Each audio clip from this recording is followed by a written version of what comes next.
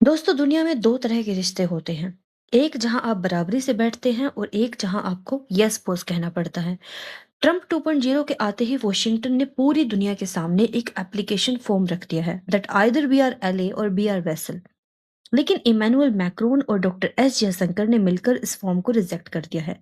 आज हम उस 500% टैरिफ की बात करेंगे जो इंडिया पर तलवार की तरह लटक रही है। क्या भारत डर कर रशियन ऑयल छोड़ देगा या फिर हम दिखाएंगे कि शेर कभी किसी का वेसल नहीं होता। आज का डीप डाइव थोड़ा लंबा है लेकिन जियोपॉलिटिकल ज्ञान और थोड़ा स्वादिष्ट लॉजिक के साथ शुरू करते हैं। जनवरी 2026 में मैक्रोन ने एक टर्म यूज की थी, अगर आपको याद हो तो, नियो कॉलोनियल एग्रेसिवनेस। मैक्रोन का गुस्सा समझने के लिए आप एक एनोलॉजी लीजिए। मान लीजिए कि आपका एक बड़ा भाई है जो कहता है कि आप मेरे भाई हो लेकिन आप वही कपड़े पहनोगे जो मैं बोलूंगा, और उस दुकानदार से तो बिल्कुल दूर रहना है जिससे मेरी लड़ाई है। देखिए भाई यहाँ पे यूएसए है और दुकानदार यहाँ पे है रशिया।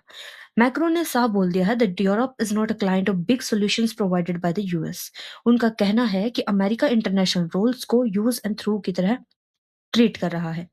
सोचिए ट्रंप ने शायद मैक्रोन को खोल करके बोला होगा that Emmanuel your wine is great but my tariffs are greater. Macron ने रिप्लाई में पूरी की पूरी स्ट्रेटेजिक ऑटोनॉमी की डॉक्ट्राइन ही बदल दी है। अब आते हैं सीरियस इकोनॉमिक डाटा पर। ट्रंप ने सैंक्शनिंग रशिया एक्ट ऑफ 2025 को सपोर्ट किया है और इस बिल का जो मेन एम है वो है दैट उन कंट्रीज को पनिश करना जो रशियन ऑयल को खरीद रही हैं। वेल इसमें थ्रेट है 500% tariff on all goods and prices और इसका टारगेट है इंडिया, चाइना एंड ब्राजील। सोचिए अगर इंडिया का $120 बिलियन का यूएस एक्सपोर्ट बंद हो गया तो क्या होगा। हमारे आईटी सर्विसेज, टेक्सटाइल्स और फार्मा सेक्टर पर न्यूक्लियर बॉम्ब गिरने जैसा होगा।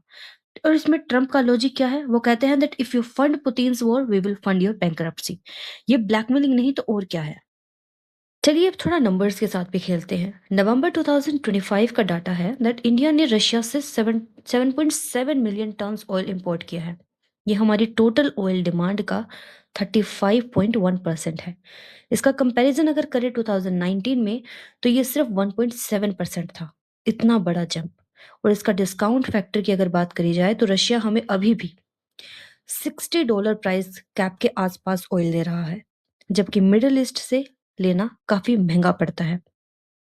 अमेरिका कहता है कि डोंट बाय रशियन ऑयल, लेकिन खुद यूरोप इनडायरेक्ट रास्ते से वही ऑयल इंडिया से रिफाइंड फॉर्म में खरीद लेता है। मतलब साफ है कि घी अगर सीधी उंगली से नहीं निकला तो इंडिया ने डब्बा ही गर्म कर दिया। अब सुनिए डॉक्टर एस जयशंकर का सेविज रिप्लाई। जब उनसे पूछा गया कि अमेरिका सैंक्शंस लगा रहा है तो उन्होंने अगस्त 2025 में कहा था that what we are concerned about is the interest of our farmers and small producers. That is not something we can compromise. And strategic autonomy is about making decisions in our national interest. और उनका सबसे best coat जो मुझे लगा है that if you have a problem buying Russian products, don't buy. But Europe buys, America buys, and arguments used to target India are not applied to China. Why? Jaishankar जी ने mirror दिखा दिया है। उन्होंने साफ कह दिया था कि इंडिया किसी के ऑर्डर पर अपनी एनर्जी सिक्योरिटी सेक्रीफाइस नहीं करेगा।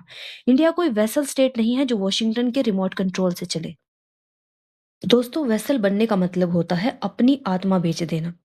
1971 में जब अमेरिका ने हमारे खिलाफ सेवंथ फ्लीट भेजा था तब हम वीक थे, लेकिन हम तब भी नहीं झुके।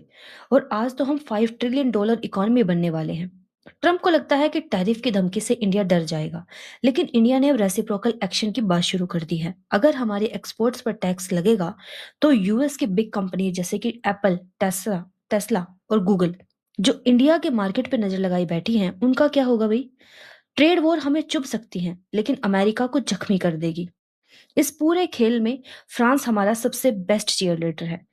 मैक्रोन को पता है कि अगर यूरोप को सरवाइव करना है तो उसे इंडिया की जरूरत है। फ्रांस हमें न्यूक्लियर सब्स, जेट इंजन्स और स्पेस टेक बिना किसी कंडीशन के देता है। उनका फोकस है स्ट्रेटेजिक पार्टनरशिप, ना कि क्लाइंट मास्टर रिलेशनशिप। और ट्रंप का नारा है make America great again. Macron का है मेक यूरोप इंडिपेंडेंट अगेन। और इंडिया का तो सिंपल है, अपना काम बनता भाड़ में जाए। यस। तो फाइनल वर्डिक्ट क्या है। देखिए दुनिया एक ऐसे मोड़ पर है जहां पुरानी अलायंसेस टूट रही हैं। ट्रंप का बिजनेस मॉडल, जियोपॉलिटिक्स और इंडिया के नेशनल इंटरेस्ट टकराने वाले हैं।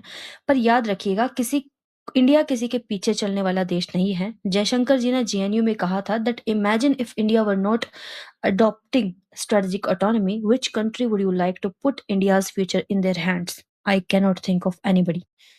हम अपने रास्ते खुद बनाएंगे, चाहे वो रशियन ऑयल हो या फिर यूएस टेक। भारत वही करेगा जो भारत के लिए सही है।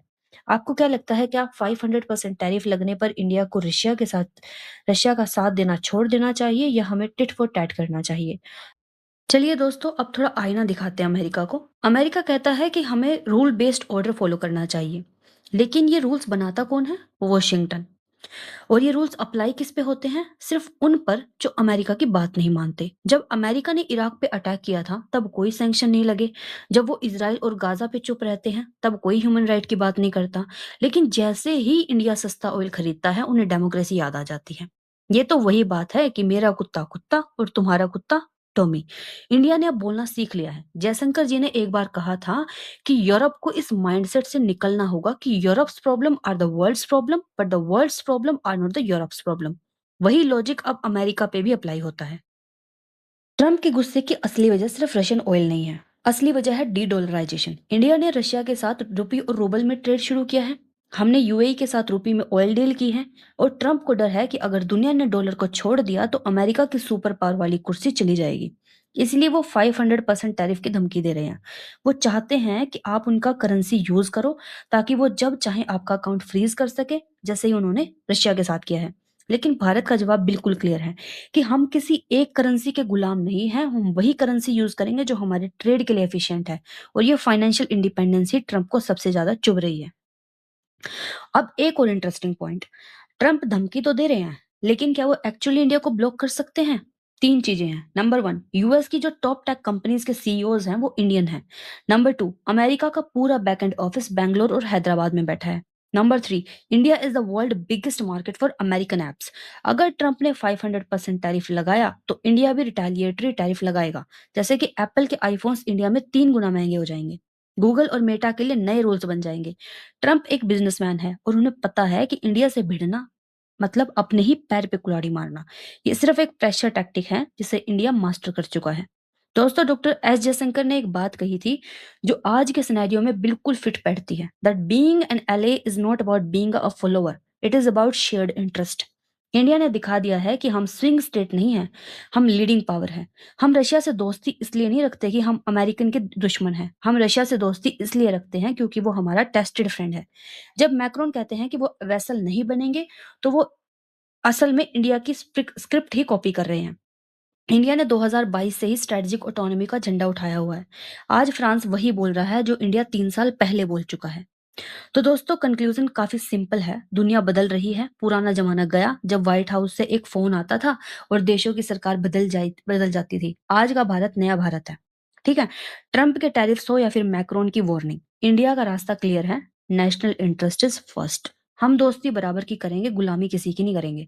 ट्रंप चाहे कितना भी आर्ट ऑफ द डील दिखा ले, उन्हें यह पता होना चाहिए कि India art of the real जानता है। हम जमीन पे काम करते हैं, सिर्फ ट्विटर पे नहीं।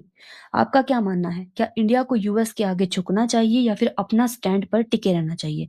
मुझे पता है कि आपका जवाब क्या है, पर फिर भी कमेंट्स में जय हिंद लिखकर अपनी हाजिरी जरूर लगाइएगा। मिलते हैं अगले वीडियो में, तब तक के लिए stay informed and stay bold.